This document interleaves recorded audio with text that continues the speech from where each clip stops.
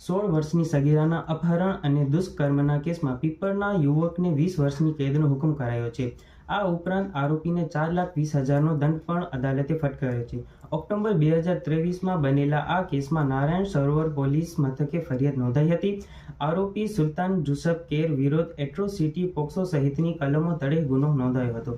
આરોપી લખપતના પીપળ ગામની 16 વર્ષની કિશોરીને લલચાવી ફોસલાવીને બાવળની જાળીમાં લઈ ગયો હતો, જ્યાં તેણે સગીરા સાથે 2 વખત શારીરિક દુષ્કર્મ કર્યો હતો. અદાલતે દસ્તાવેજી પુરાવા અને સાક્ષીઓની જુબાની તપાસી હતી.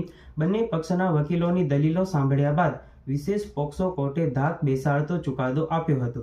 આરોપીને જુદા જુદા કેસમાં સજા ફટકારવામાં આવી હતી.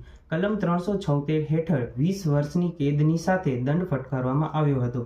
દંડની કુલ રકમમાંથી 4 લાખ રૂપિયા પીડિત અને વળતર પેટે આપવા અદાલતે આદેશ કર્યો છે. સરકાર તરફે